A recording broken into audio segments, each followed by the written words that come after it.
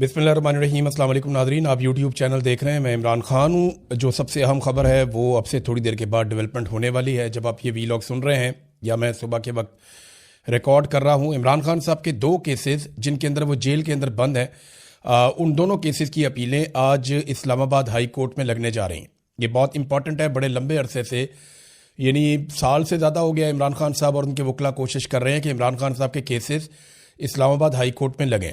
इमरान खान साहब के वकील सलमान सफदर साहब कई मरतबा ये कह चुके हैं कि ये केसेस बिल्कुल ठहरने के काबिल ही नहीं है, और अगर सुप्रीम कोर्ट या हाई कोर्ट में किसी भी जगह पे ये केसेस जाते हैं तो ये उड़ जाएंगे। इमरान खान साहब इन केसेस में रिहाई पा लेंगे। अब ये दोनों केसेस लग गए हैं और एक ही दिन लग गए हैं। और इससे पहले मैं आपको ये बताऊं कि 2 दिन पहले इमरान खान साहब की 9 केसेस में ज़मानतें मंजूर हुई हैं। 7 या 8 केसेस थे गालिबन, एक बुशरा बीबी का भी था। तो इमरान खान साहब के एक और अदालत से, जो लोअर कोर्ट है, वहाँ पे 9 मुख्तलिफ केसेस के अंदर या 8 मुख्तलिफ केसेस के अंदर ज़मानतें मंजूर हुई हैं, जिसमें 9 मई का भी था, उसके अंदर केस था आज़ादी मार्च वाला भी, उसके अंदर दीगर कुछ और केसेस थे। तो डिफरेंट टाइम के हवाले से इमरान खान साहब के, और जाली रसीदें बनाने का एक केस था। तो ये सारे केसेस में इमरान खान साहब की और बुशरा बीबी की पहले ज़मानतें हो चुकी हैं। अब इमरान खान साहब और बुशरा बीबी के 2 केसेस, जिनमें एक केस, ये अलग अलग अदालतें हैं, एक केस सुबह 9 बजे अभी लगा हुआ है जस्टिस खादम हुसैन सोमरू साहब के सामने, तोशाखाना वाले केस की अपील, और इसी केस में इमरान खान साहब गिरफ्तार हैं। और दूसरा केस जिसमें वो गिरफ्तार हैं या कैद काट रहे हैं, वो अलकादर केस की अपील है। और ये दोनों लगे हुए हैं। इसमें जो है वो जस्टिस सरफराज डोगर और जस्टिस आजम खान, ये डिवीजन बेंच है जो ये केस सुनेगा, और इसका वक्त है 11:30 बजे। तो एक केस लग रहा है 9 बजे और एक केस लग रहा है 11:30 बजे। अगर इन दोनों में इमरान खान साहब की जमानत हो जाती है तो फिर इमरान खान साहब कैदी नहीं रहेंगे, फिर वो आज़ाद हो जाएंगे, वो बाहर आ जाएंगे।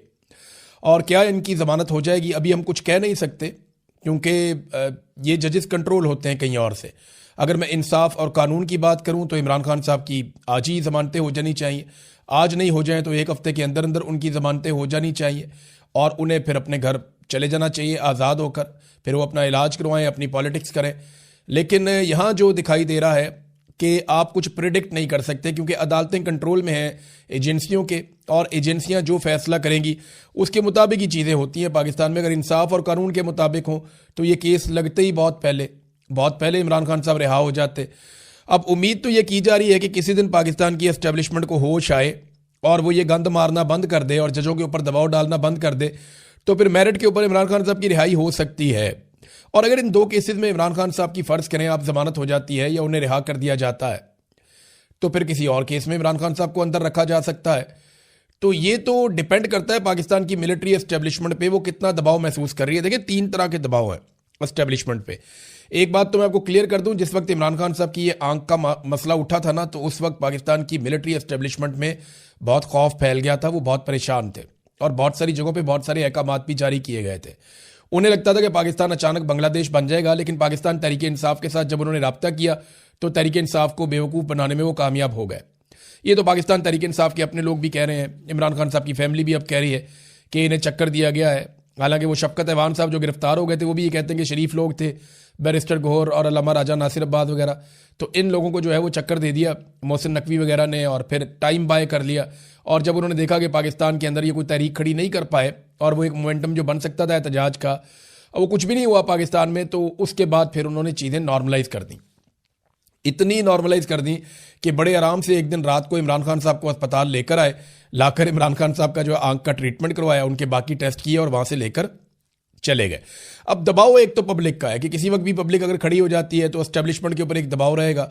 और दबाव ये भी है कि अवाम में और पाकिस्तान की मिलिट्री एस्टेब्लिशमेंट में या पाकिस्तान की फ़ौज में बतौर इदारा अवाम के साथ एक दूरी पैदा होती चली जा रही है, और वो जो एक ताल्लुक था वो कमज़ोर पड़ रहा है। तो एक तो ये बहुत दबाव है। दूसरा, पाकिस्तान चल ही नहीं रहा, इस बात का बड़ा दबाव है।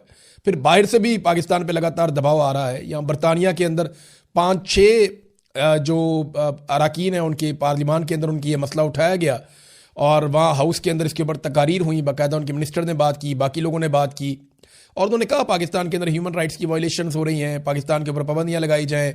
बल्कि जर्नैलों के ऊपर पाबंदियों का भी तस्करा किया गया। ये भी कहा गया कि पाकिस्तान के साथ हम इसके बावजूद ट्रेड करते हैं, पाकिस्तान को बहुत सारे फ़ायदे देते हैं। तो ह्यूमन राइट्स की जो वायलेशन हो रही हैं, इसके बाद इन सारी चीज़ों पर नुक्ताचीनी की गई और पाकिस्तान पर बहुत तनकीद की गई। और वहाँ पर यह मामला भी ख़त्म नहीं हुआ, यह भी आगे चलेगा, आप देखते रहेंगे। बरतानिया से आवाज़ उठ रही है, यूरोपीय यूनियन से आवाज़ उठ रही है, अमेरिका के अंदर आवाज़ें उठ रही हैं, लेकिन जब तक डोनाल्ड ट्रंप आसिम मुनीर के साथ खड़े हैं, जब तक डोनाल्ड ट्रंप को आसिम मुनीर से काम है, और तब तक आसिम मुनीर साहब के लिए प्रॉब्लम नहीं होगा। लेकिन जैसे ही डोनाल्ड ट्रंप जो है टिश्यू पेपर की तरह इस्तेमाल करेंगे, तो उसके बाद मेरी बात याद रखिएगा कि यूरोपीय यूनियन हो, चाहे बरतानिया हो, चाहे अमेरिका हो, इंसानी हकूक़ की आलमी तंजीमें हों, ये सारे भरे बैठे हैं जो कुछ पाकिस्तान के अंदर किया गया है। उसके बाद बड़ा सख्त रद्द-ए-अमल इनके ऊपर आएगा। बहरहाल इमरान खान साहब फिलहाल तो गिरफ्तार हैं और ये एक अच्छी खबर है, उनके केसेस लग गए। देखते हैं इन केसेस के अंदर क्या होता है। इमरान खान को कत्ल करने की जितनी कोशिशें की गई उन पे मुराद सईद ने एक तफसीली बयान जारी किया है और ये बड़ी अजीब चीज़ें हैं जो उन्होंने बताया। तशवीशनाक सूरत हाल उन्होंने कहा जी जन्म ले रही है और इमरान खान साहब इस वक्त रियासत की तहवील में है जहां मुसलसल उनकी ज़िंदगी से खेला जा रहा है। आखिर किस चीज़ को छुपाया जा रहा है? उनका कंट्रोल्ड चेकअप किया जाता है, कंट्रोल्ड इन्फॉर्मेशन दी जाती है, कंट्रोल्ड मीडिया है जिससे ज़िंदगी को खतरा है, जिनकी वजह से वो इस नहज पर पहुंचे हैं, उन्हीं की बात पर यकीन कैसे किया जा सकता है? उन्होंने कहा जी इससे कबल इमरान खान पर वज़ीराबाद में कातलाना हमला करवाया गया, इनको गोलियां लगी, अल्लाह ने उनकी ज़िंदगी की हिफाजत की, लेकिन उस वक्त भी बयानियाँ बनाए गए। लम्हों में ISI ने मीडिया को वीडियो बयानात भिजवाना शुरू कर दिए फटाफट। वो याद है आपको, थाने के अंदर से वीडियो आना शुरू हो गई थी। मैं उस वक्त वज़ीर आला पंजाब को देख रहा था, परवेज़ इलाही उस वक्त वज़ीर आला पंजाब थे और IG भी वहाँ पे मौजूद थे और उनके पास सवाल का जवाब नहीं था कि ये वीडियोस ISI कैसे जारी करवा रही है। यानी पूरा निज़ाम उन्होंने कंट्रोल किया हुआ था। फिर फौजी क़यादत के कहने पर ISI ने एक अफगान को इमरान खान साहब को मारने का टास्क दिया था। जब मैंने प्रेस कॉन्फ्रेंस में इस साजिश का पर्दाफाश किया तो ISI ने इस्लामाबाद के सेक्टर ने प्रेस क्लब में एक अफगानी की प्रेस कॉन्फ्रेंस रखवा दी और शाम को प्राइम टाइम TV चैनल पर प्रोग्राम में बयानिए के लिए भी भिजवा दिया। मैंने किसी का नाम तो नहीं लिया था, मगर ये जानते थे कि मैं किसका जिक्र कर रहा हूँ। इस तरह वो बंदा भी सामने आ गया। फिर स्वाबी में हेलीकॉप्टर गिराने का प्लान भी एक्सपोज हो गया, जिसके लिए डबल एजेंट हायर किया गया था, जो बाद में मारा गया। उसके बाद हेलीकॉप्टर में गलत फ्यूल भरवा दिया गया इमरान खान साहब के, ताकि हेलीकॉप्टर गिर जाए और इमरान खान साहब उस वाक़े में मारे जाएं, और रिपोर्ट आज तक उसकी सामने नहीं आ सकी। 18 मार्च को डेथ ट्रैप बिछाया गया इमरान खान को मारने के लिए। जब वो भी नाकाम हो गया तो पुलिस अफसर को गालियां दी गई कि इमरान खान कैसे बचकर निकल गया। उसके अलावा कई कोशिशें और की गई हैं। 3 साल इमरान खान साहब जेल में हैं और मुसलसल उनकी सेहत के साथ मजाक किया जा रहा है। अस्करी खबरें चलवाने वाला मीडिया ये क्यों भूल जाता है कि आप पाकिस्तान के सबसे अजीम बेटे इमरान खान की ज़िंदगी से खेलने में हिस्सादार बन रहे हैं। फिर उन्होंने कहा जी कि हाँ, इमरान खान साहब ने जेल में आसिम ला और ज़ेनी मरीज़ का जिक्र किया तो आसिम मुनीर ने सबके सामने कहा कि आसिम ला है तो है। अच्छा, ये बात वैसे और भी सर्कल से मैंने सुनी है। अब बताता हूं आसिम ला और ज़ेनी मरीज क्या होता है।